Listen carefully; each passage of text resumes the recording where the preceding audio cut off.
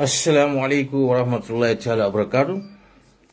Be mo be kontona fo fembe jube rola ni men bena jube rola. You know. Yes, Mr. Dauda Ngalinjane be kontona enimbara. Thank you very much. Be jube lal be kontona viewers sol mbal be kontona. Ani men fana bena viewun kila mbal be kontona. Just lafta diam la kolela na fikia membe Gambia kono. And self-hate membe Gambia kono because kodo beje wo manke komen ko nafiki at wo mu self-hate let fankon Gambia di ono munati nantel we hate ourselves so much nga banku kote di untika ke tambindi mfonna. It's very sad because ngaje ko membe Gambia kono this is beyond the political line ko membe Gambia kono bi momo kallo ka foko Gambia beta kunkane bi ite fanyante fanyine kala fo ite dum Gambia di wona muyti ba nin Gambia di muyti ye fanyine ka because problemo men bebe Gambia kono ale nga start president Barrow folo la na la masakunda yalon adama di nyante fankanu la ye fankanu o kola molsi kanu bare adama di men ma fam value adama di memma fam value molbe value la nyaadile ime fan kanu molbe kanu la nyaadile ni nyante kila Gambia di adama di fon generally jandi ba fala mol kari de mol laftal wo kari de mol ya respect le wo kari fon folo ba fa respect la jandi molbe respect la because ko membe Gambia kono bi it is very sad ko membe ke kan sanya yes njay enimbara ko membe sanya kono Gambia din kendo be nyanta funtila ka condemn Gambia din kendo be a be nyanta funtila ka ko nyin condemn ya start le koteke ni futa da mambe ko men kele le balo nal because ngalo ne ko membe ke kan sanya kono amanyan kake ali nga tonya funyoya Gambia diune alla mansa kunda men yalo ka telle keke pala soto al kana song ye jutu alla al fon fanena al jutu al fanna because NPP ko ntebu ko konti adama di banku di me yalo ko aya fan kon aya fan hate ni be nyine nata NPP kono ye dunia dawo jaje niaje mul kawatema e fon ni kawate fama folo ko membe ke kan sanyam kono Gambia di wodi ning ayatere ko ite mu patriotic citizen nati you have to come out and condemn this bari ta kela Gambia mu bala fa bankolete problemo men kita sanya kono wala kinan kale ko Gambia na dibitol I don't care most of the deputies they are genuine. But some majority of that MPs in our parliament na fiko lomuiti imanke mo kendelti selfish interest mo lomuiti but blaming Jamie Katarola because kuriya be ke kan Gambia kono dibitoli babe kalama barite mama na jeto dibitoli men be Gambia kono na parliamentary members ntele afu they are hypocrites, majority of them they are hypocrites, they are useless, they are self-interested people nyina mutonyati. I don't care whether I'm UDP, DBT, or whatsoever DBT or muit. Because ko membe sanya last time, day before yesterday, la parliamentary sitting, Nibala Moika, they want to take the all blame and put it on the youth of the sanya. But Munel problem on you cause they don't care about that. They don't care about that. So many kadiamu mole kafuni sovereignty nyanta started from that parliament. Muna parliament okono. Inyanta ko they have to guide the sovereignty of the Gambian. They have to protect the properties and the life of the Gambian. But not the, kamol nya kono jube. Jomale mu, mbe jomale satisfied in la. To nya wole be mol satisfied in la. Man satisfied to nya fete munafi call it. Because adamadi unata to nya leka. Adamadi unyanta ka tonya le fasa bari nite ko ebe mo le satisfied in the eda ke na tonya ti fama ke tonya ti baitela haji te ite munafi kolet ite dibite o men katalo mo la parliament to e ka fo ko ebe blame tala kala sanya youths ka fo ko wol yelu wale ta they put the law into their own hand. What caused them to put the law into their own hands? You don't care about the root cause of the problem. B, go Gambia alingam fan kanu. Gambia go ali fan kanu nal ko moli al kanu. Senegal man fisian telte adamadi bemu adamadi uneti. Munati nako Gambia diune ale Senegal tika ali fisian di al fanti al lafta wo Senegal al bunya ibal bunya la nyadile. Na fikiya membe Gambia kono Gambia man sakunda na ma bang Gambia diun le nyanta banna bar wo Gambia diun fang majority keda na afikoto because munamu ila self hate wala mu Gambia diun na problem ot e fan kanu jani molbe kanu la ni e fan kanu mo me kanu you will be always proud who you are. That's the reality. Sanyang ko men keda sanyang kono sanyang kole how many years in Luntown be ema problem wo ko sanyang kono. How many years sanyang kol nim Luntown be siring problem wo man kos geto. Hey, dunia dauda niela banku di unfa. The ordinary citizen of that country, they will react. It is up to the government how they are going to handle the situation. But wo banku di un manya nanala to take a blame and put it on the people. Many aloko they lost their loved ones. Hey, alda fikia bula Gambia. This has nothing to do with the politics. Gambia di un alal fan kanu, aliyal fan horoma, aliyal fan bunya, wotumo mol bal mutala serious. But ite ko ite fan mutala serious, ite ko ebe mol le satisfy nila, yanyile fan la mol la. Ni aje ko albe complain ha Senegal man Gambia mutafen, ha Senegal man Gambia bunya, Gambia no damba ne be tiritirala, e ba fula nyoy ko ha Senegambia my ass. Senegambia my foot. Senegambia my foot. Badiya mo fulale ka choki. Badiya mo kilombe badiya tambala mo kilindo ma interest badiya la wo bala interest le no ma wo badiya bukatano. Nal kalbe badiya ni sambala kilinde be torala. Senegal manke alati. Gambia, we are our own sovereign country. Gambia is belong to the Gambians, and the foreigners are welcome in the Gambia. Dunia be ulonde kafoko Gambia how they respect the foreigners in that country. But the Senegalese are not the only foreigners in that country. Guineans are not the only foreigners in that country. But why are these two countries they became a problem into our nation? Every Gambian citizen should ask yourself about this question. Why the Guineans foreigners, Senegalese foreigners, they became especially in the Gambia. Mune yo sabu. Gambia di une fata, sanyan di une fata. Al nafiki mali meni kafoko, sanyan di une menke, sanyan yutsole menke, wale manyan na wakela. Mune yati nako government, they don't react to the call of the sanyan youths. Huh?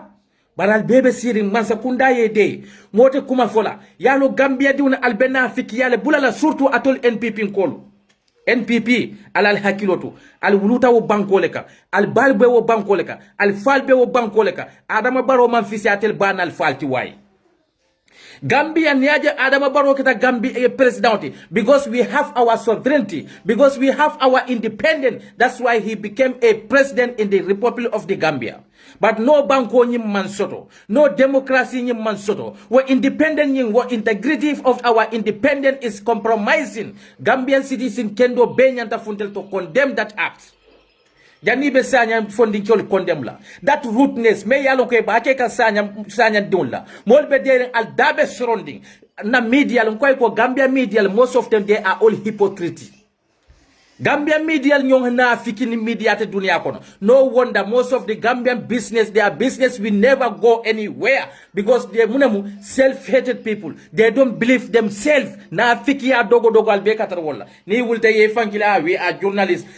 Gambia journalists on 100% lamu. 30 out of that 100%, only 20% are the real journalists. The rest are all hypocrite, self-interested media language. Albe. Gambia media la benna fikiyal kela na fikiyal bole stop la dal ko alla media integrity molia respect yeah molla banko kan atol men be Angola al kajele atol men be banko kotel to hani Liberia al kajele any other countries near banko dum faje how the people used to react, the citizen of that country because of munemu. Hey alinga tonya fonyoy Senegalese are playing the victim card in the Gambia. When the Gambia youths lost their life, and then that stupid government, that useless government, are playing the same victim card with them. Muna muwoti Gambia di uyefa. Gambia di uyefa. Say Senegalese, they turn all the situation to play the self-victim or to play the victim cards. Gambia no de man Senegal attack Gambia kono. Gambia ni Senegal la first problem asunta men nante men kala muta wala muko biring for na 2000 number for 2001 for 2002 I don't even for 2008 lemba biring Senegal ni Gambia dun dañu la qualification kono Senegalese le Gambian attack in Senegal. That's the time when the Gambian also react. They went to burn the Senegalese citizen in a property sold maybe Gambia kono. Now man what the Senegalese have no problem with the Gambia. But why within these 4 years everything changed? Senegalese are behaving inside the Gambia like they are our colonial masters. Who are they? Why are they not acting like this in Mali? Why are they not acting like this in Guinea-Bissau? But Senegalese are acting in the Gambia like if we don't have our independence. Da sanyan koliyela life le fenke atel mansa kunda nafiko la yantal fanyinin kala al felentil $480,000 al yola bondal tata di Senegalese la comme la property sol tinyata jet yala al fel al be wala property sol al be compensate ka al fele al be la property sol men tinyata je al ye kodo dila because kodo le property sol bari moment ni o tutaje kodo mo soto way moment fata je kodo to no amount of money will bring the life of that youth man back.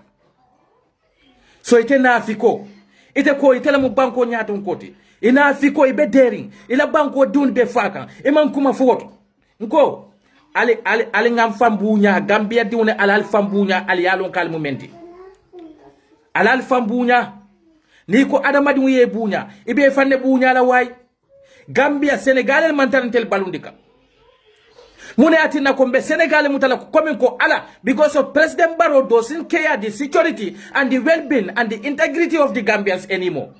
All he care self-interested ayo dambane care side.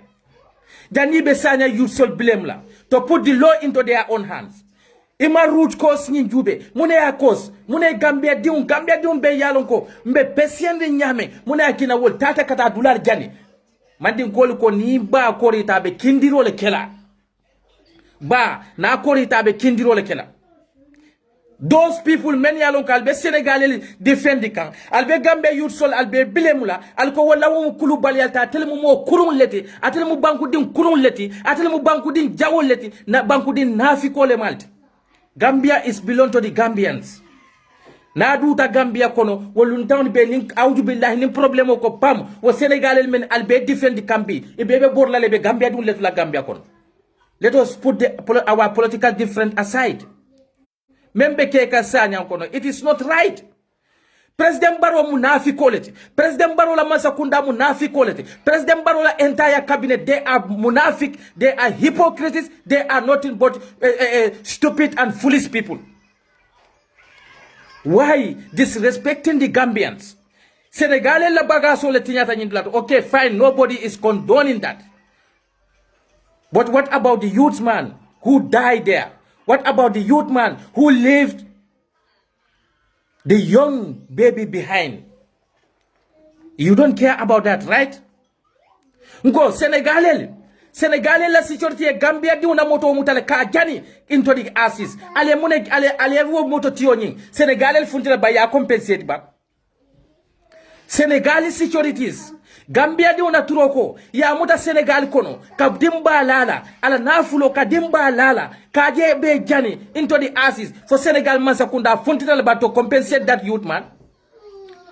Na Masakunda nafikolu al mo kuruni al be banko la nafulo sunyala al manke Gambia la well-being la ale mune fo woto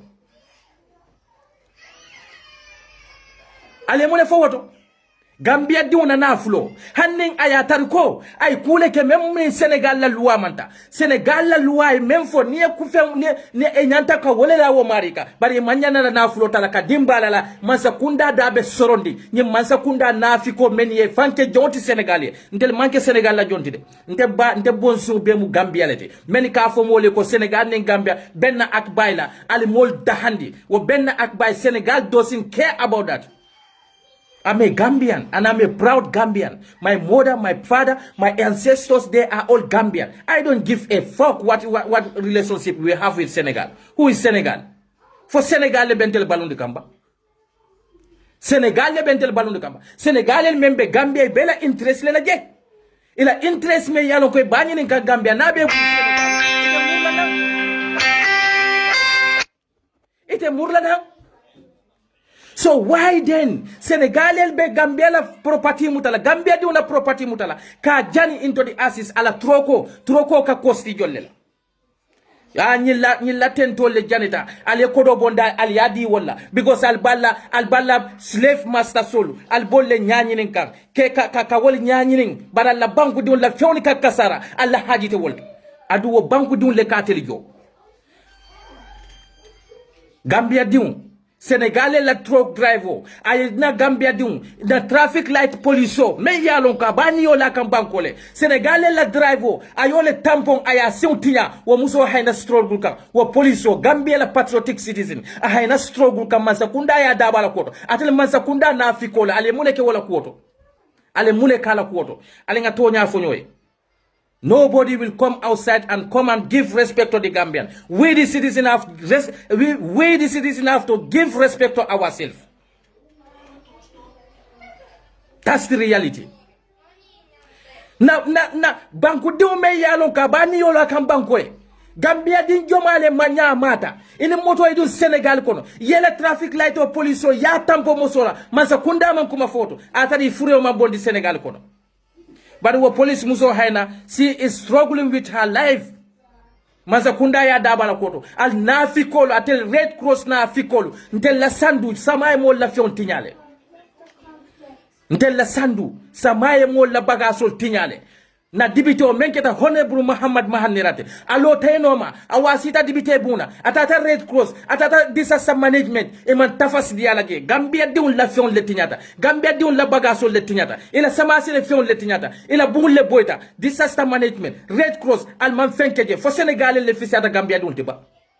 Ntelle kanna namo jo mafoko and any other non-governmental organization ibuka Red Cross sponsor mafoko disaster management mafoko ibuka sponsors outside the world but they are there for the Gambian citizens ale mune kentella wo sama senelali men yalon ko la baga sol letinyata Gambia diwni wala yatel mansa kunda sindige albe yin suñaro men na yin suñaro men albakeka wo banku diwni la kodo alkole suña amanke Senegal la kodo tuwai aliyali nya kasi wala ila buntinya da sama yela buntinya disa sama ne je munekele ayna sandu diun filije men la amanke sandu dambanti sama ka mo jolle la fontinya Gambia kono disa sama management al kamune kewoli alla slave master soul allafta ka maksal le nyanyini ka Gambia diun kantel la dignity kana integrity ko compromise Senegal la integrity la who give a damn about that Mola Banco. Gambia is for the Gambian citizen. Every citizen. Ila banku diun le nyanta kele la first priority. Janibe luntown kele la first priority. Ando atol NPP supporters all. Malbe for but majority of you people are hypocrite. Almumo kurun leti, almumo jawol leti. Atel NPP medialo ka reacta fal dol beja ale kumol fo baroma alko ale barobuka diamo baroma react because of munemo alko wo mam police sol ki kata sanyan diuni al nyon banku diuni al bari musol al signolu al nimmen be tax joka wo banko kan al community na koy mayla police sol joka kata wo mol brutalized because of they attack the Senegalese properties atel mo kurum ballet way NPP almun alayal masibo banyi Gambia kono almun alayal masibo almun alapati almun alaya buruka Gambia kono atel mo jaw balleti atel la banku diwni banku diwle fata sanya youth sole fata sama be kelamenti o be dimbal men wuluka wala dimbayal be kelamenti jomale wolo al manke ya wala life al manke ya wala al ko al kam al lafta no Gambia la ko is sad ali NPP ko la audio mwele no iko baro fo luwate wo bankoka bari na fiki mali bil Senegal dunta Senegal la sojarol dunta Gambia kono ye Gambia di umuta kabun kidola Gambia banko sate o kono imandanga bunna kidola ya handcuff ani baramo ka samba Senegal kata jaraje e pareta jarola je ka samba kitola ki nata kito win kaje ko he is not guilty. Up to today, Mansakunda never talk about that issue. Up to today, Mansakunda don't even tell the Gambian what happened about that issue. That man is struggling with his life and we wulu abe responsibility menla. Right? Gambia dindi me yalonko. He is just 16 years underage. Senegal ya muta ila bal diolo kono. Itata ya soron Senegal kono. Mansakunda alemuna fojal na fikolu Mansakunda furu Mansakunda hammentang Mansakunda jito me yalon kate banko sambano la lafta banko la integrity compromise la al karamol kamfandi al kanamol kamfandi al kana jutumol la Gambiano le yake wol palaso to wayo wo palaso Gambiano le yal dialla Senegal manta ka dialla se Gambia di un le fatal yo palaso soto Gambia di un le niyo botale nyim palaso soto Gambia di un le exalta le nyim palaso soto wotal kana jutu wo Gambia di un al kana mol doya al te kuno la mole ngal nati ndi men al to do ko nyin kela al to do ko nyin kela de al mawo do ko kal lafta ka Gambia di un disrespect al lafta ka Gambia di un disrespect. What a possible la aliman fem fo woto de right Gambia din jolle la moto Senegal li ya jani ko because wal kata yiro le kama Senegal kono Gambia Mansakunda Gambia Red Cross disaster management ale muna di walla bal wobe lor wo moto le kan Gambia di una tro ko me ya jani ale muna di la Senegal el kadun Gambia kono ka Gambia bu dew bu kidola ka samba Senegal kono Mansakunda bu kadiamo fo luwatente la bankoka atel NPP na fiko dol bal kono wolu yo birin ye Senegal el ma alla banku dun len niyo boda Senegal el Gambia police ota ya siu betinya Senegal el dun ta Gambia kono ka Gambia dew bu kidola manke mo kilinta manke fulati ye Gambia dun la motol arrest Senegal kono ka demba layla Gambia dew soronta Senegal kono tafasi mambe dal dabe sorondi alma kuma foto alma fo baro ko loi e nyanta loi taman yo biring itulunta sanyan diu fata al nyom banku diu wala nafulo e tinya al kafo police al kafo baro ko munatin atel katel kam fata de munatina baro man police ki wol noma kata wol brutalize Gambia mota nyin joy ya bondilal kam al fonde ba bondilal fanka yalo hari dino memba no mateng Gambia no memma la problème oti wala muko ha alinga kuwol bula alabulu aletula alato kuyala fali ama alamu hey alay adamadi hani nyin dunya kono kuoku adamadi ba sotola hani harajo me yalon koy ko alay mo bena harajo ladi bar foye do ko ke yela wo harajo soto ite tula sili be sila bu ko de afo ha alay harajo men nambo sotolal foye si funtile yeta wo haninen bari Gambia diwni aliyal bulola nyoka moli be tulun nalla naje ko barot be hajita barobe tulun kan Gambia diwla ayaje ntelle nyato kata yalo ne ko munekeda mansa nafiko aka nyileke ika muneke Afrika Mansakunda surtout la Gambia ika banku diwle dundi nyola ye nafiki adundi kabilo nyati liun ye nafiki adundi family kono ye kelo ye nafiki adundi siol tema atel siol damban be nyo kelela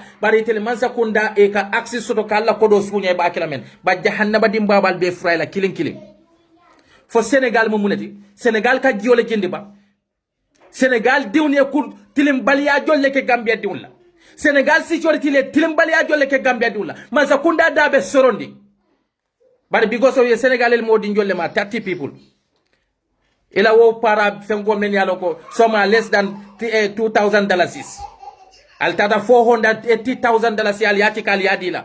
Now they are playing the victim cards. They want us to forget the innocent young man's life. atel député na fikolu al kata si wo député buna ye Gambia dibitol je they failed the Gambian citizen those MPs most of majority of them are all hypocrite ibe na fik na député buna majority 99% of them are all hypocrite ikanaja iba fala mole ha nyi mansa kundabe menna nyi mansa are you not the legislators are you not a parliamentarian? Is it not the people who send you to that parliament to represent them there? And all this nonsense are plain on them. You keep mute about it. When you went to that stupid parliament, you start blaming your own youths. Many Yaloko, they were frustrated.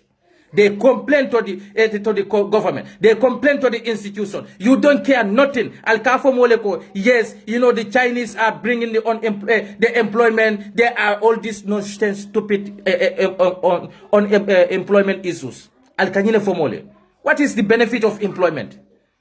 Before you talk about the employment, you should think about the effect and the complication that the employment you are talking about. Abe menat in the wo sate moli. Fine, naliko mo kemenim fenne be do ko la wo Chinese factory to jeto. But alalon ko wo mo kemenim fe membe do ko la je wo Chinese factory nya abenda environmental damage ka. Abe gunjuru na la wo dala sate oli abe muneke ka abe la ale pollute ka me yalo ka tel ko le inhalate. And do you know how many chemicals are inside those 9 mark das weg. Eka fo mo le ko employment. Ye mo keme employ, mo keme woro, mo keme cyber battering under they are suffering under that stupid company. And then who are benefiting themselves from that company? The government. Only few people are benefiting themselves from that company. Wo fish factory ka kodo men soto gunjuru diun ke na fa jolle laji Gambia diun be na fa kan jolle laji kodo nyim beta kamintole san mindin kodo nyim beta kamintole Gambia al balafali fanye Gambia al falu al balafali diun adama diun nyanta honest lale ni man honest ni ko ite honest la ibe batala le e ka ala kela setberote ala ka sutiya molle la men sutiya tala e be sutiya ala la nyaadile ala ye yamar men ay bole kela fo ala le man tonya da bar muna kena ala koy ko tonya kele nin tatar kambulo la nyo kan ha ala ben fele kila ben fele no ni won natar wala muno wallahi kila rasul sallallahu alaihi wasallam eta nyu katila ban eta nyu katila dina keloka ida kila sola fo moli amela fatale dina keloka katu dino nyin ala la dino lomo na lafta no tafaste kila kilal bar hani akayne foysi bata bar Gambia diuna al lafta al yalla pisoto al lafta al yalla integrity soto banal malla fale makula imaja alla masa kunda men yalo kal ke sindi ibe jutiri ngalla ibe jutiri ngalla Gambia musol be faka masa kunda man diamu je no press release ateli NPP supporters la dabe sorondi din Gambia diun ko na leptanul mambete ale fundinal ko wo mo propaganda let Gambia diun ko na jata kendea is collapsing NPP ko ka fundi propaganda le mod Gambia diun ko fiol dabe skype rocket kande e ka fo mole ko propaganda le mod bar stupid supporters al ka fundinal ka fo president baroko munati na ma molki amam sojarol ki amam paral ki to go and brutalize your own fellow brothers and sisters in Sanya for protesting. Man, Gambia, I don't know which kind of human being we are. Albena fiki ale bula na kala banko itanyado. No wonder Gambia be collapse kan. Because alal fanyini kaba. Mune atina ko momen yalon ko they are nothing. They are not educated. They are uneducated. They are illiterate like Esa Jaula here. And these are the people now are ruling your country. Allahu Akbar. Albal fanne bunyala. Nkale ko NPP Gambia diwo Gambia din kabula NPP noma ite mu fanja wolete Gambia diwo Gambia din kabula NPP noma ite mu masibo molete ite le fan bari alingata mbe kunkan taki mbe kunkan Gambia mun adamadin sifala mun telti ni diamu tay ko ha ala le kamo sindi ala le kamo keten yalo ala mo men sindi albenyin nafiki ya ko mo le bula ni mol ko killing ala le asindi mol ko killing ala le asindi be munatin nako almansiya la korda kono al kanata belo fay al yajube fabe kila president de fata kila president na lata ko ala le kasindi Gambia no ni ko killing mol e bor muslime yaka adi bukala banje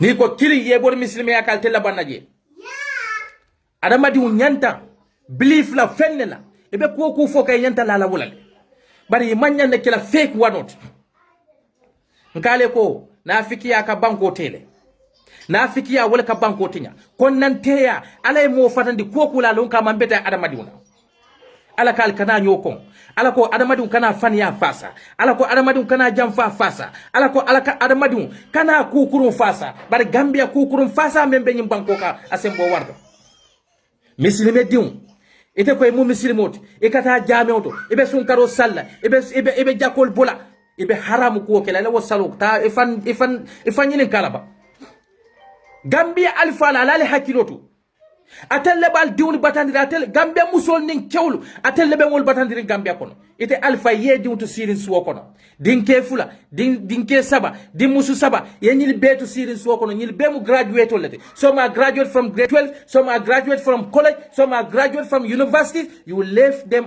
them at home sitting there without having a job ye kata president ye ka fay ko ha mbe ko mala bi mbe ko mala sinin e be do ko mena ay mu do kuleke ite fanga yalo ko be men foka wota manke toñate ite mu banko tiñala le ala kale ko na banko al kana tiña la tufsidu fil arda ba'da islahiha al kana na banko tiña banko da darin kola alay daji ko kendol le natinde nyin duniya kono ada madi woni kanna ka daji ko kunu dunde duniya kono walakin ala koy ko la tufsidu fil arda ba'da islahiha al kana nyim banko tiña banko da darin kola mune ka banko tiña sunyaro mune ka banko tinya fadiyafo mune ka banko tinya tonyero mune ka banko tinya corruption open corruption bi gambia dinkendo ni lafta fula momen ko dinkendo lam momen bambanta sunyaro to atele mum muslime si falleti misilimo kam misilime daji ko le samba misilimo ni ko mi muslimo ta nyanta reflect la character kono misilimo ni ko mi muslime kendo le ta nyanta reflect be bara o barakila bari tebe ala to foka suto ni tilo kala allah kala rasul kala allah kala rasul wa ya kala allah kala rasul e men fo ite fonta barala ite mo muslime nafiko le muslime nafiko do aka society le tinya aka banko le tinya wala kina gambia be tinya ka fente for majority of our people who call themselves as muslim they are nothing but hypocrites wala mutonya mol kawandi la nyadi e ka fo mole ko ha alaman lafi sunyaro la ite ka mol ka e ka mol kawandi e ka fo mole ko alaman lafi jamfala e ka mol kawandi e ka fo mole ko alaman lafi tonyero la bari wo tonyendiri ka foto e tele kata mabe je kadwa ke wole e ko ka alala to foto e matare alala tonye kaba ha ni ko killing UDP kollo al yalo sometimes no it's very sad Gambia la ko I think we need national prayers banko me yalon ko ni ko do kire ka foje ko ha yalo Gambia duwale beje duwajo male balla banko ka ala fonye duwajo male be Gambia kono duwabe jabila banko ka nyaadi le catastrophe be jurumare banko ka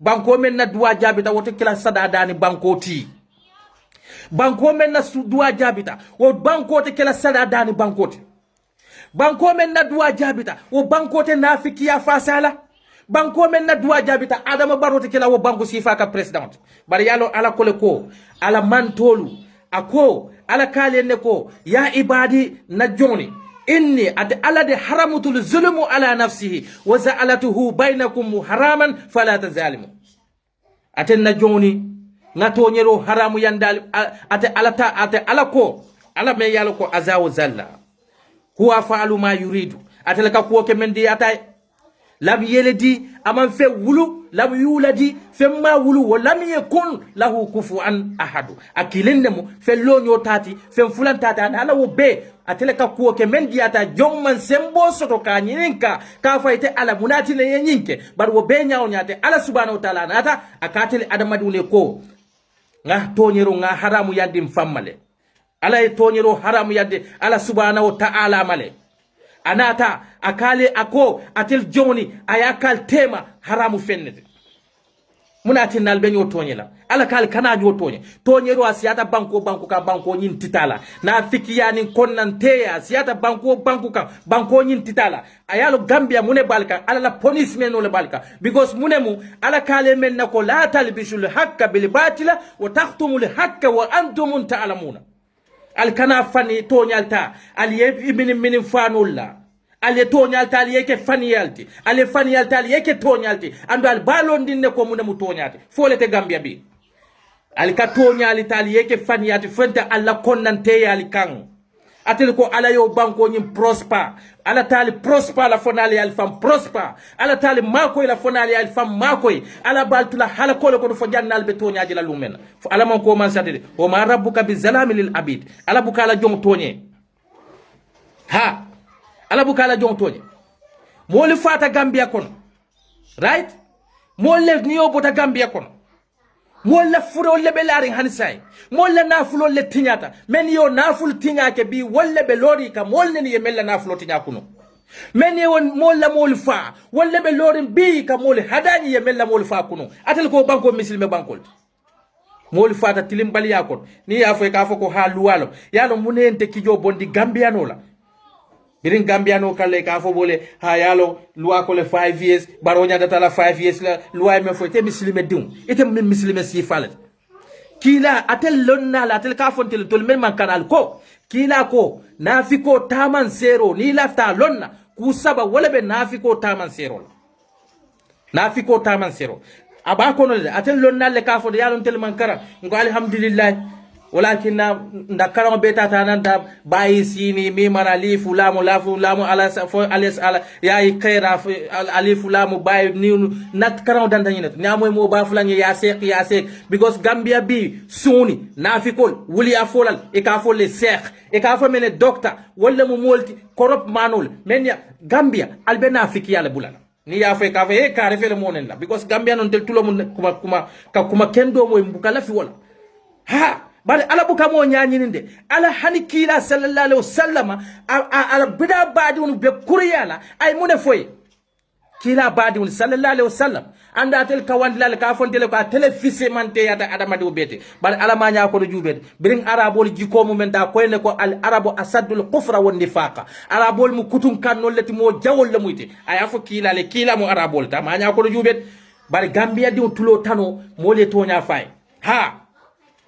Gambia bi nin tubabu karandiwni masibo mol talibo men yalon koy kanata wal ketam ikafu nyadile ifon ka inyo kilinyade mujabi jabina bayna zalika la ilaha ula'i wala ilaha ula'i inin tubabu karandiwulte inin talibe karandiwulte iba fula mole suto nin tilo ka e kala lawkal nko Gambia bi neja maraka siyata abe men yalo ko tuba karandiw men yalo ko ejita grade 12 e man do ko sono etata yela kur eja kalta application o safe karo bela e man do ko sono etata yela kur to sonu konto etata e kafta maraka sin kolma e kam ne ke ka traile hadisi fula saba yo crime e beta johnson de beta fulan dongole yalo kila ko yela boral bula buto because ntende ama bora wala mo misilmo la taman serot watar ko kafiro dol bege niol boraji abe si soleto ha tubabu karan dimu problème ulti Gambia atel tubabu karan diwni alal hakiloto ala lonko alkiyama benalal atel len ni stupid loi be kanna ne molke kwaliye fay constitution kon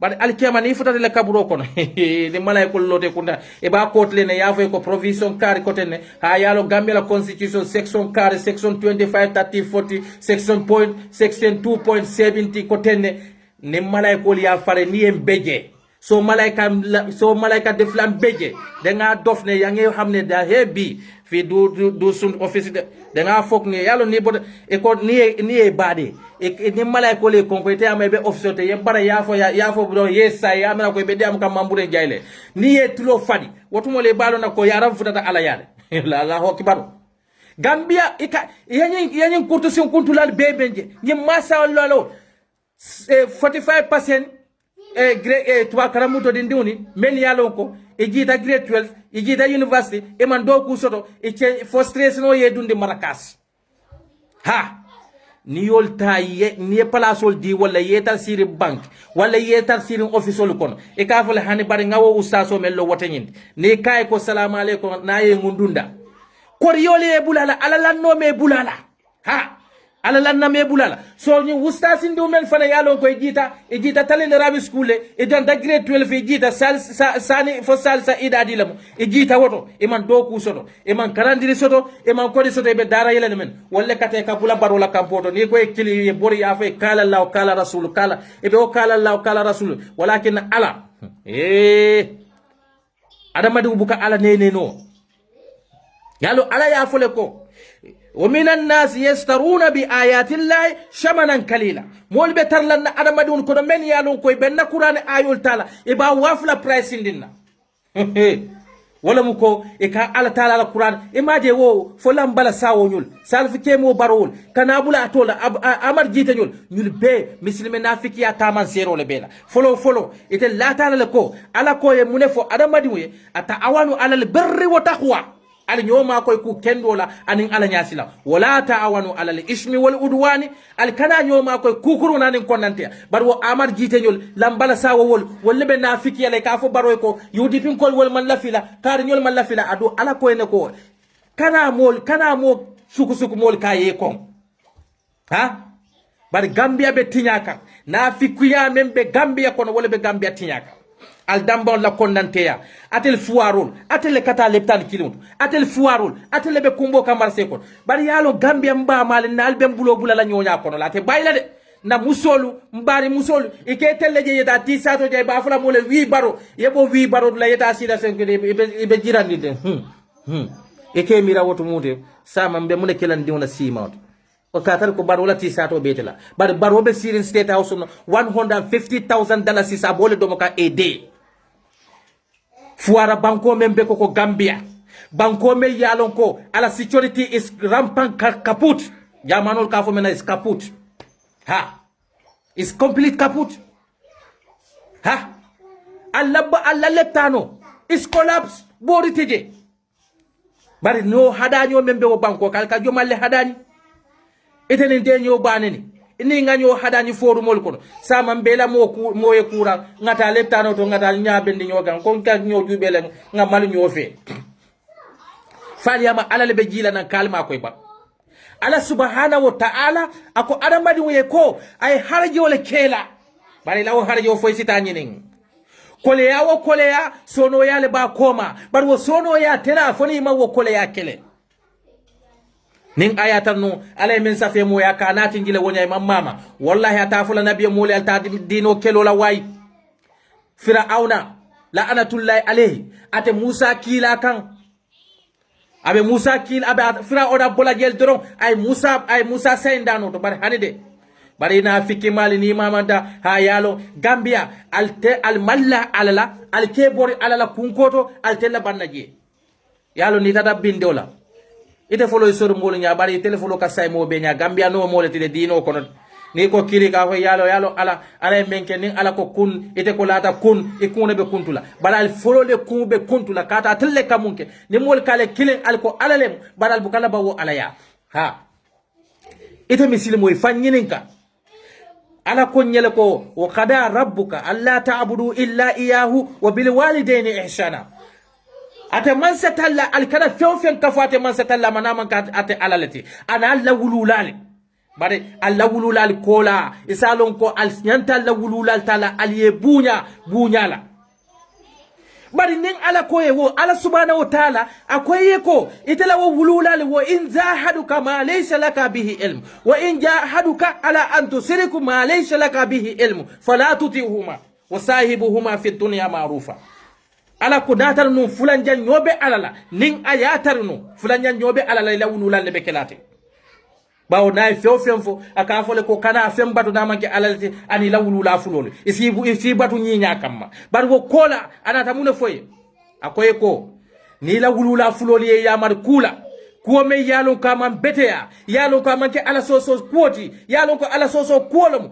kana bule noma wa sahibuhuma fi dunya ma'rufa bula la fulon noma dunya kono ku kendola o manso wole be na fule ko bula mansa noma ama fule ko bula wulu mansa noma de akawne ko e wulula fulol e bani ifa buleno manyin dunya ko ku kendola baniye yamar ku kuruna foy ko ntakela je ala ko menna ko wulula me yalo ka badate kam ye duli e wulu ba ma ye duli kar kononto wahanu ala wahni kolyaka sofanes open sofanes wo wulula ala ko naye yamar ku kuruna kana bulano wo mansa talla wo benafulete ko ni mansa kunda mansa men abe sirali nyato nay sunyaro kal bulano nay mol nakadal bulano nay mol la fion sunyal bulano nay wuli afal bulano ma na man tiling al bulano ma fo ala mo man solti ba atel kitabu karannalle ka fontele de atelle ko ala ko lam yaji alullahu shifaa'atu fi ma tuharrimu alaykum wati mbe kar nyim folal atelle ka fode ala ko ala subhanahu wa ta'ala ko ate adamadi utaman ser la feona ay feon men haramu yandima gambe atelle ka mun kitabu sifal le kar walakin an ko defam benan dahala din kawandi lalla moyol benan dahala bawon tel lata tel kawandi lalla atelle konye ko kila sallallahu alaihi wasallam atel ko wala yaf asayda ko te kal ko kitabo men keda ala subhanahu wa ta'ala qur'anul karim ta'ala atelle yaf al ulama warasatul anbiya lonnalu walla munabiyam wol jo sayo andum bela takatu wol lonnalle kalon ko nabiyam mole mun silaleke munam ku kendoti munam manke ku kendoti bari telon na kilo kon tele kitabo to lam yaji alullahu shifaa'atu fima tuharrimu alaykum ala tal taman ser la feuna ay feun men haramu yandalma mansa kundabe sunyaro la ala ko alkana sunyaro mansa kundabe molla nafulota la baka sarala ala ko qur'ano kon la ta'kulu amwalakum bainakum bil batila inma ya'kuluna fi butunihim nara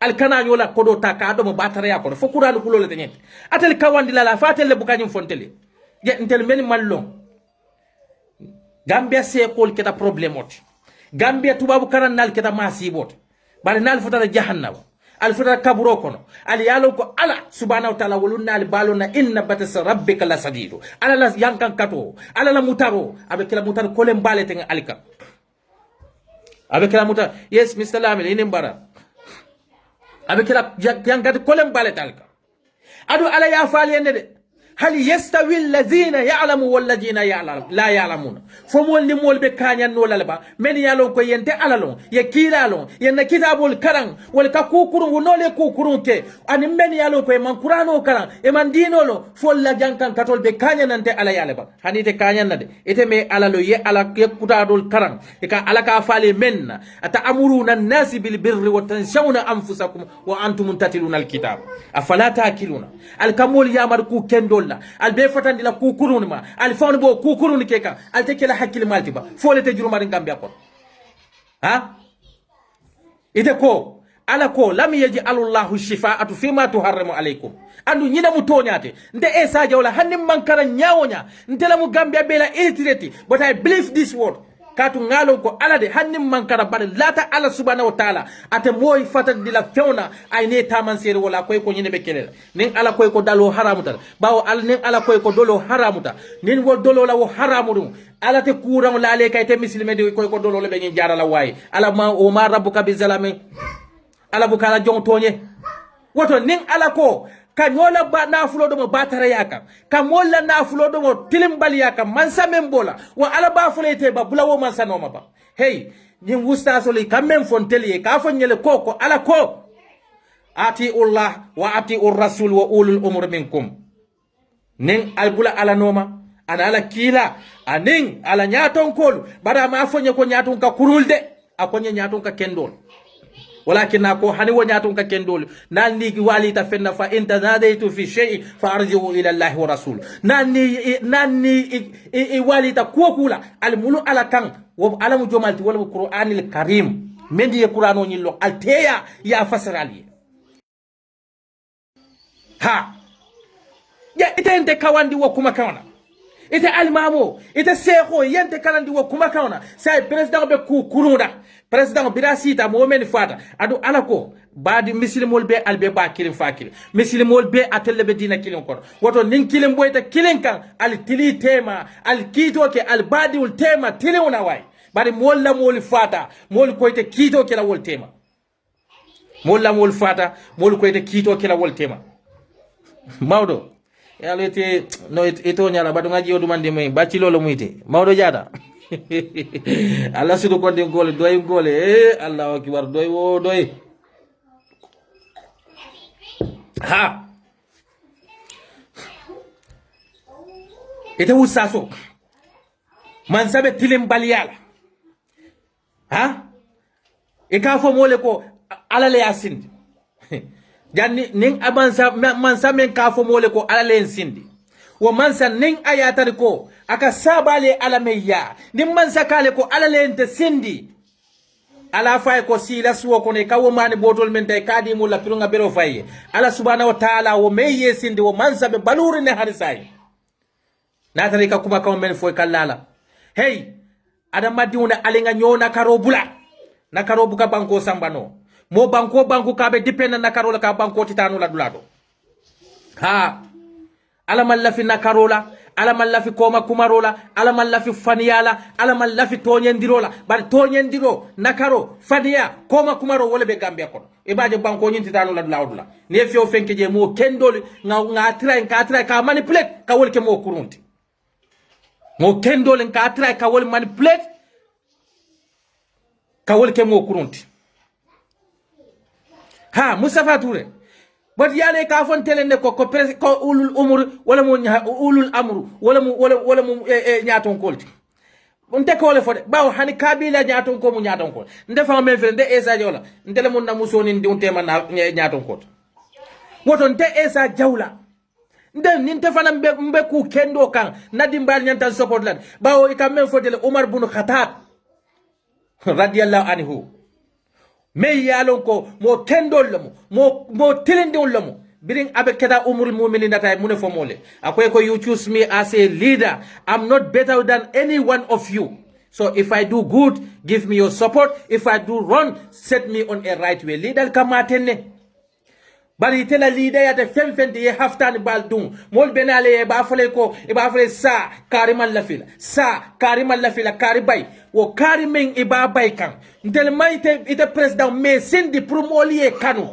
natale mbe ndenge sindi pour molier kanu mbeta munela wala mbeta hansom e ka fo nyaadile model fenko model so mbeta wala mbe model le natindila president baron be kala modelo le kono men ye kanu ye kar kolke but ntel ye natindi pure do ko le ke molye mo ye kanu mo me kanu ntel la hajite woto ntel la hajo be molle ma men ya lo ko sinna banko fenkeno bari gambianol bi president baro ka mol bay ntulo banale the ordinary party citizens, the ordinary party militants no le kawuli katantel la police ya ka fo e ko jomal at igabole ko ebe party card UDP le to. Gambia is a joke nation. Only Gambia in the whole planet. Only Gambia. Nimbe hapo na wodula dambaneto. Ordinary citizen ite katana. Ika fo police deputy IGP. Ika fo eko. Nga mwele ko. Itebe UDP le. Ite manke fenti. Government la pala stable. Fen table. Kwete you are just close to the president. Is that not an insult to the entire nation? But what dibitol na fikolu. Ibe searing itulo benyin belale. What dibite na fiku kilo men yalon ko ka fontel ko Adama Barrow man takunka albe na fiki katu Adama Barrow kodi wo kodi tambitan na wo pali Adama Barrow bulubi atelle ya approve kodi wo kodi bi ata mansa kunda ba do moka atelle ya approve ite ka kodoti kay kadi mola ite ka na funti mole karimu bo koroplunde ite mo muneti ina be mo killing albe sung albe mo kurung ya kodo nyin domo e ma domo etela encourage bawo etela approve ay do tinya na da ko de ke ya approve ayo fanan tinya na da ko de ke ya approve e ka funti mole kay ka fo mole ko ha kari mambeta kari benna e pakari mu mo kurunet ala wo kuriya du etele ka silo nyin yelay al simol ful no le ba Gambia felebi Gambia diun keda sada dani lalti Gambia felebi Senegal el mamol bunya fenna Gambia diun la sovereignty ya compromise Senegal el betulun ka Gambia diun la na bankoka na fikolu ka funti ka fo mole ko ha sanyan diun luwala tike buloko bar sanyan diun mune akena ye luwa tike buloko al mawol root cause ni jube al bena fiki ala bulala. Gambia is our country. Natele yaje ko President Barrow wala jare tatele Gambia la. But we the patriotic citizen, we don't give a damn whoever come to that power. El after mo la sovereignty ka compromise. Al nafikol ndel la santo to mo jolle la bunti nyata je. Nko ñi men yalo ntele ba nte esa jawla ntele ba fula ñi few yalo ko bon sun mu Senegal le tali yeke na position do wala tinne be ñi kunta ya beke kamola. Fio men yalo ko i bon sun mu Senegal leti i wuluta Senegal Gambia la bari la mol bota Senegal ñi lebe banko tiñaka adina mo den kurun kilin ha ndella sandu mo labuni boy woto je mo labuni kasara jeto ali manson na honorable lotal noma atel red cross bulatan noma atel disaster management bulatan noma adu nyille mo banku dulti men yalla ko be namo joka e ka atel disaster management do kulal jo wala kono ali yebam por han sentimo al manson na di la sandu diwla men sama men la kunkol la do bal wolti nyebul bar senegal el fele 2 days problem ro pam al wulta kata nibe mo kilun let al temol nene la jam molla banko al tati kala kadi senegal el bloko no gambia diwul lebe namo jo kay la banko la al kanna fal bena la senegal el ka molla fondin kew ni yo bota al mammal wal mansila wala al ni man sympathies nyoy wala ha Senegal ila nyato ko nol nata Gambia konante. I will not blame those people because those Senegalese government love their citizens. Senegalese government respect their citizens. They guide the integrity and the nationality of the Senegalese. That's why birin ko hapunta yemo kina kanaje kela mol jube. Bari birin Senegal Gambia di una moto jani. Man sakunda mu ne keje. Man sakunda ye mu ne foje. Fo Gambia di una na fulo le mantinya woto. Ali na fiko la tel Red Cross disaster management plus your government. You are all hypocrite. Wo Gambia di una moto bi ajane ta femman foje. Gambia di Senegal li abun kidola femman foje. Gambia da police me yalo ka benna juti lela. Senegal la truck driver ya tampo moto la. Ana adimo hayna struggle lem fondas mo me yalo ka benna banko le kantaka. Mune fotaje masa kunda dabe sorondi tek imam fem bondi jeto. Ah Senegal diwni wala fisi ata Gambia diwti alka wo nyaani ne ndiro men ke jantel la haajite woto ha den Senegal mo kilinete baron yaja dabe soronde ata kuma fulani kuola because ati amira ko ala protection ana la everything Senegal a bolle bloko bantel Gambia diwni we are not secure duro ko funti da janne 3 ton hadisa kuma man fa ko ha jomale kuma foje Gambia diw nyi yanyin furol men be tombo sate kono jomale ya kumo moy jomale fa e ka any update le ka kola e buka kala e dabe sorondi a Senegal la ko mama tadro Gambia diw nyina nyanta nyital dilal la ko Barrow and his government they don't care about the integrity of the Gambia they don't care the sovereignty of the Gambia all they care their selfish interest they don't care how you are feeling Gambia la ko bala fa warta bakile na fi kol benna society kono yenna society ta ya ben taki sai ni ko kili ya ala ko fandije ike bori alaya ite labanna alaya badal benin na fulol men domoka anin alaman al yalo al kamol la na fulol tika aya al example ta fenkela de Mamour Diop al example ta la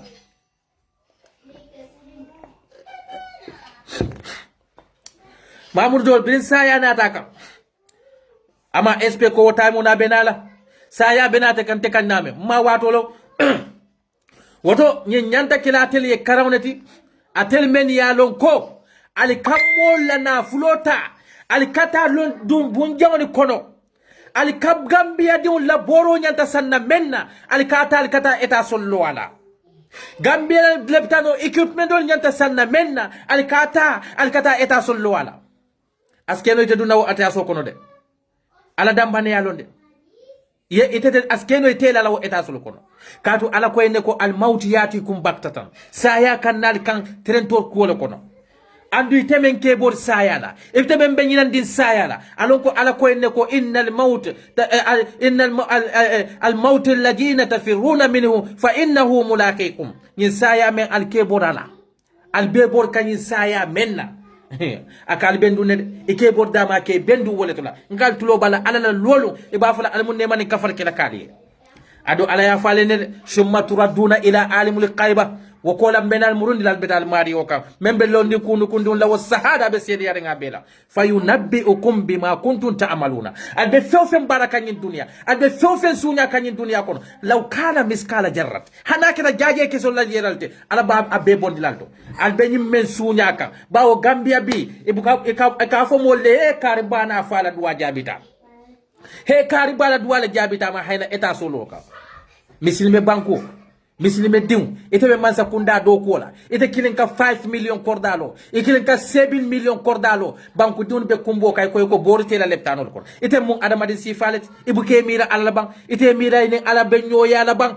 ala dun koy ne ko faman kana yarji'u liqa'u rabbih falyamalu amala saliha momo ilata koy ni ala be nyoya dale ate bayle de ala ka wo foy tele bar ala subhanahu wa ta'ala te yalo ne ko be nyoya te bayle katu kullu nafsin za'iqatul maut nilama abebe saya kuna unenela walakin akoy ko ni lata ko iteme ite adama de abe telema bawo ala yalo ne ko inna wa'ada allahi alhaqa ay fewfen parende adama de wallahi de fewfen na bebe nala saya bole kono walakin akoy ko ni ite adama de ite lata la ko ate ala ben nyoyala fali ya amalu amala salihah barakendo kede o bara kendo to nyaabe wala kono o bara kendo mol yebula do ko men nabe wala kono o bara kendo mol koy ko men ke kanafiki yal tuje abe wala kono bari ite ko bi ite karantale ngale ko Gambia karandal don't trust them.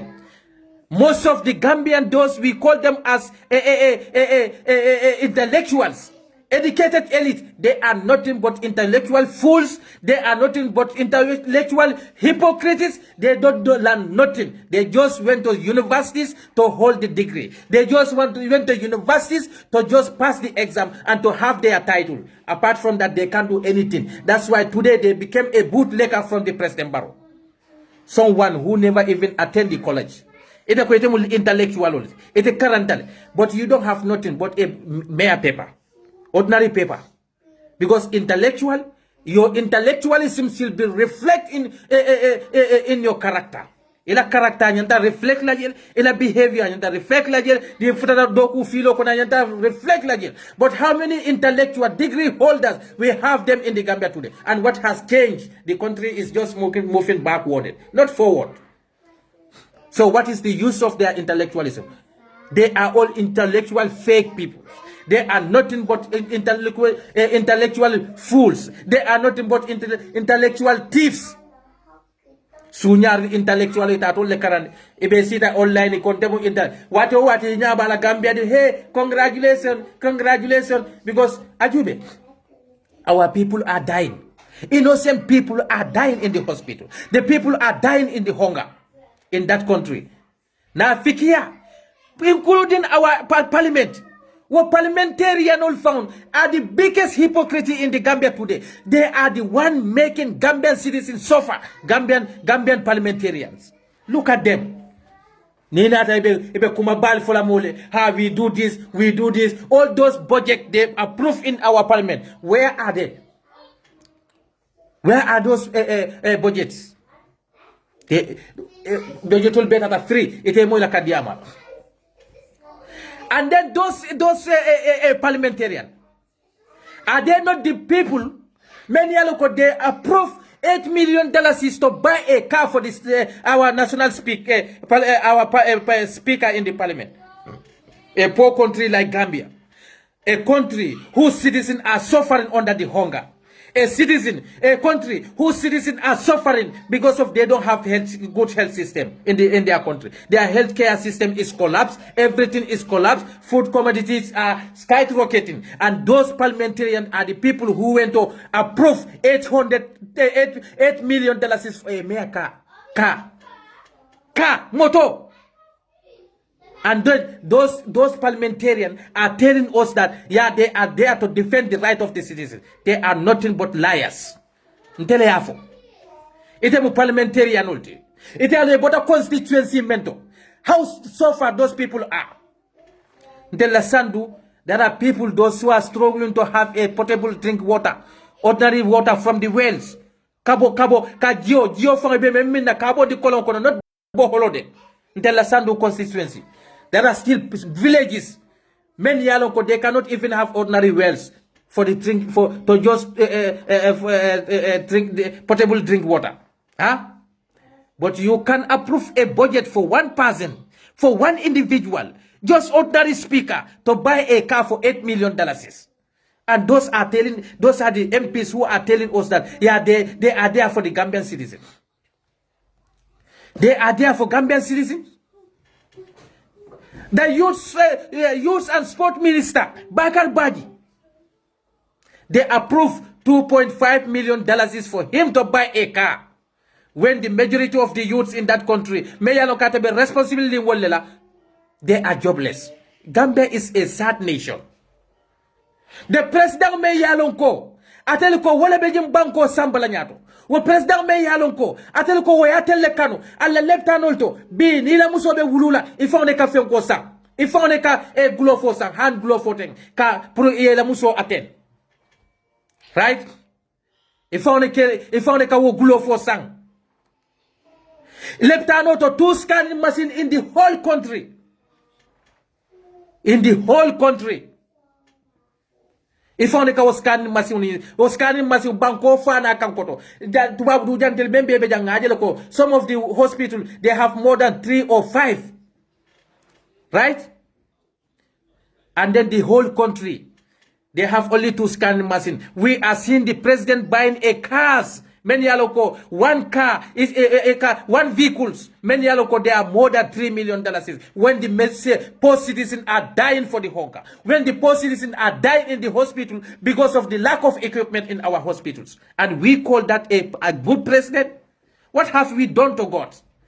Gambian citizen, what have we done to deserve that? What have we done to deserve that? The people are dying because of hunger. The people are dying because of lack of the medicine in the hospitals.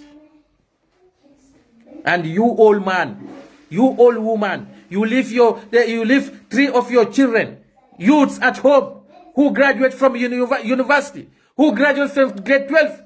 They are sitting at home and itela dekta yela warambota ya fai kauna ikata president ya kafa kombe koma bimbe koma sine, and you forget the kid, that your own biological kids at home, they are sitting there, they have no jobs because of the government failed them. That the same government itela fionta tata kata wole back because of the good job he is doing. What good job? Gambia alfalu, Gambia musol alal dun kanuba. Ite ba struggle kaila daily food.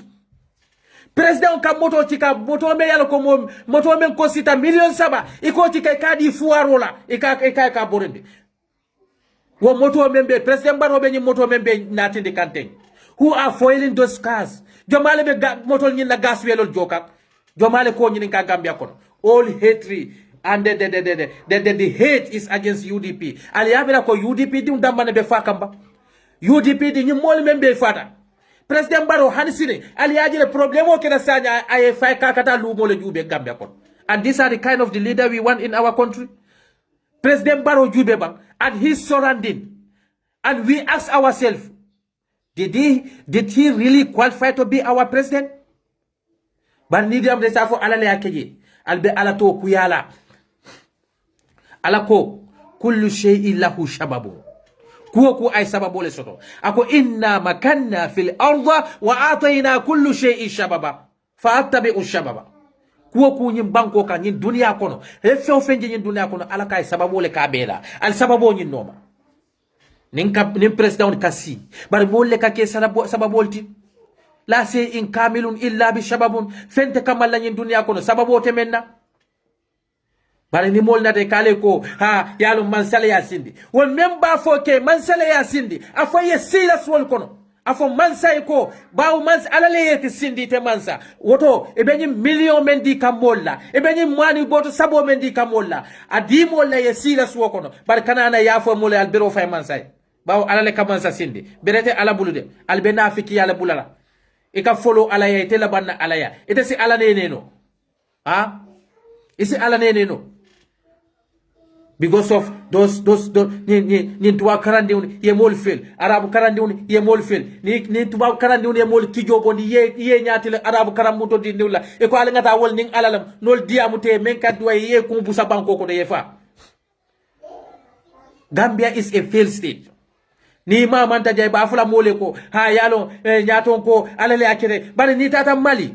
This recent problem in Senegal, ila leader sol ila alma mole mun foje nin gambia lam tombi tate potita ilo tela bim barulka e maje president jututal na be duwani na katen na lañi lombe londa londi ba be fili gambia aita senegal ay te duwani ne kata jututal la ni e fanke mo jutuna senegal la nyato kol wol late ila dina mo late fanna karawla walakin e buka wuli koy kata mansale ka wuli kana woliya hey dina lani alalamu ولكن على قال جون ديوني واتبع سبيل من اناب الي على الفنسي موما البلا مولا سيلو نوما مومي يا فنسي علما كاتو مي يا فنسي علما وتي سيتاني بوكا سوتيا ولد ايماجي سنغال لا ولون نال ولي فنسي علما بولاتا على لا سيلو نوما ايماجي بوكا ولي كاتيلا نياتون كولياد ولا نياتون كول ولي ka wuli nan kane telia duwani newna bare te koy sutu yata alalela ita ka wuli ko ngata man salaya ha alale asindi albe kuba ko be fulay ha be kila nyaadi le bari alkiyama lolu alla ni musul men yalon kal beta ka do ko la nal jita nan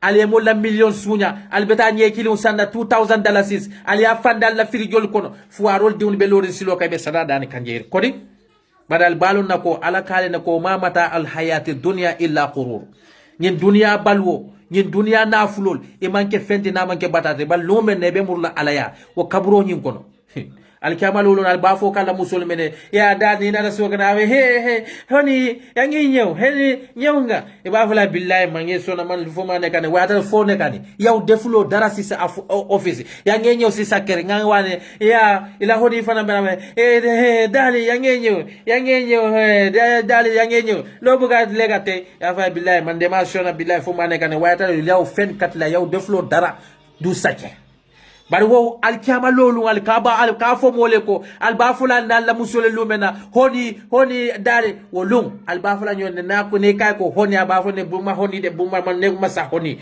man ne man suma bopala hala holate wolum ne baluna alkiyama lolu wolum honi kute wolum albe kala fola an nalla musol men yalla alkafo nyoy ko honi dali wala albafula nyone fire pepe ni te la muso ko honi ete bafula ne ko pepe na ko fire ka ko dede man ne ma honi de man fire la wali balo nako alala man soti wali balo nako ate man so ate mulukul kabir ate man soti me yalo ka ate warta albe sunya ro men bela ite killing gambia do kula ite minister ite la joman tammi wuli kemola sanji killing ko ite ka million nani bungulo moli ka foye ko ha kari bala duwale jabita wo ba duwa jabi sifa almu alen badi muslimo be tankam ba men na duwate jabila foni diwu keta sujar lat ba men na duwate jabila foni diwu keta adamadi une hakko ka kafunyoma ka domo wo ba sifa la duwa almu alakana jabi nim badi muslimo be ba ha ni lafte bala duwa jabo yollo bo mol la nafulo bala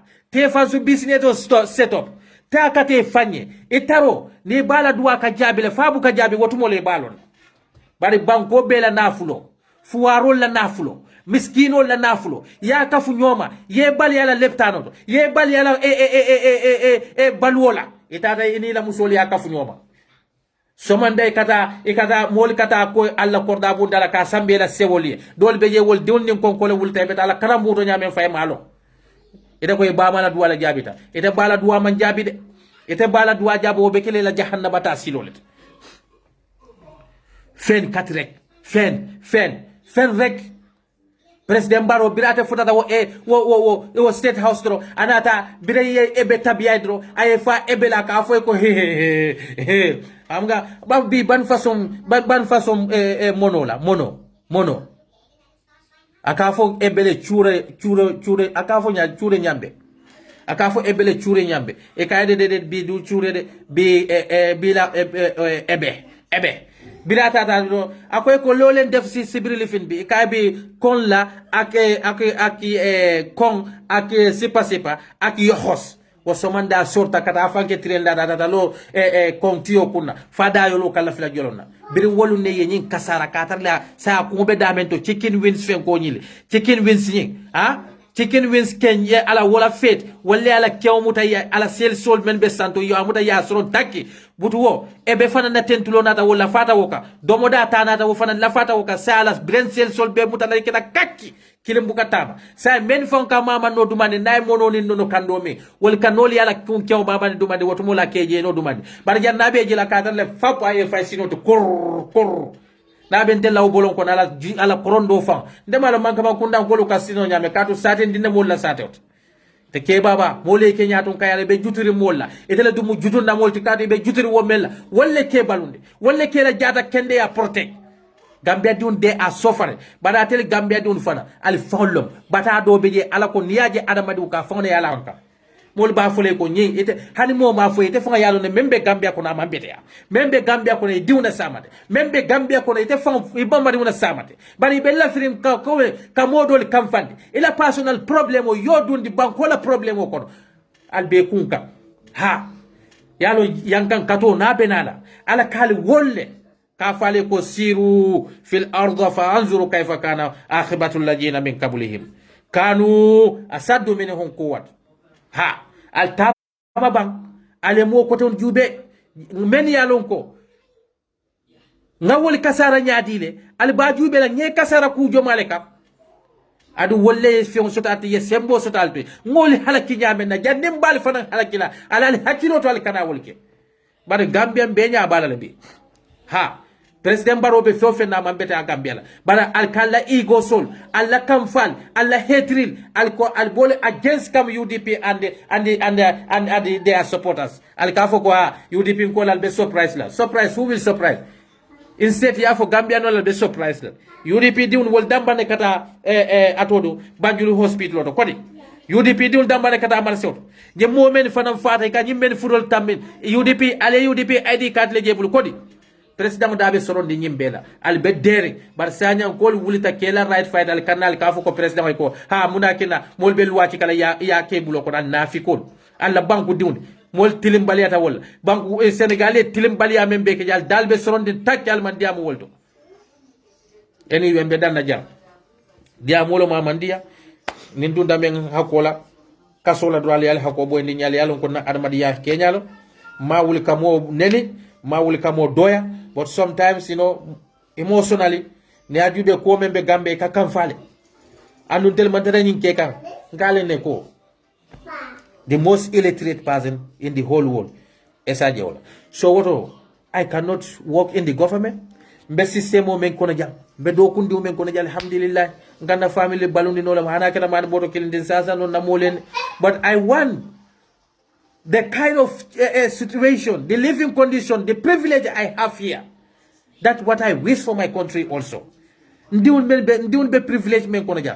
going to the good schools. My kids are going to good schools. My kids are having a good medical care. I want the children, the kid of my brother have the same. Na sister, if I left a con, if I use it, welcome Bulan Diamol. Many kafoko esa jawala be place nyum nambe karambalo Gambia no barola government kono kai askeno bawo ye du san wo appoint dame fana man ko appoint la woto ani mori koto moro me yalon ko moro feri no si aka jata woli keta mansa kunda do kulata nyawnya in Gambia on the baro government anything can possible bar na man ke wote esa jawala cannot do anything so anu nga do ko men fana soto janna do ko men alhamdulillah but laftale ko Gambia I want to see Gambia. I want to see Gambia like German. Even though we master no 100%, but at least 30%. The living condition in the kind of living condition our people are living in the Gambia. Left away falling. Nothing else. I don't hate anybody. I don't hate President Barrow, but I hate the system that he is doing in the Gambia. I don't like his system. That's what I hate. But I don't hate him personally because I don't know him. So mbafulal be assalamu alaikum wa rahmatullahi ta'ala barakatuh be mo be konton nal tolla anal konton la anal bani malo esa jawla esa